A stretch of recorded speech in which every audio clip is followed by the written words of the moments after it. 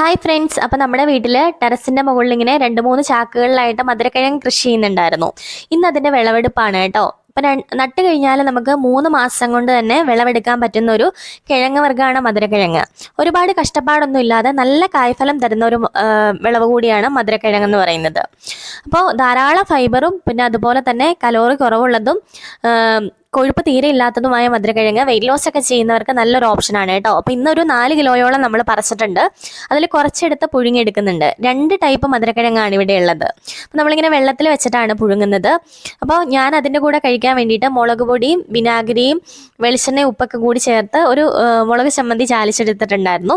അപ്പോൾ മുളക് ചമ്മന്തി കൂട്ടിയിട്ട് മധുരക്കിഴങ്ങ് കഴിക്കുന്നവർ വളരെ കുറവായിരിക്കും അല്ലേ. പക്ഷെ എനിക്ക് ഈ ഒരു കോമ്പിനേഷൻ ഭയങ്കര ഇഷ്ടമാണ്. ഞാൻ അതിൽ നിന്നൊരു പീസ് എടുത്തിട്ട് മുളക് ചമ്മന്തിയിൽ മുക്കിയിട്ടാണ് കഴിക്കുന്നത്. വീഡിയോ ഇഷ്ടപ്പെട്ടാൽ മടി കൂടാതെ ചാനൽ ഒന്ന് സബ്സ്ക്രൈബ് ചെയ്യണം എല്ലാവരും.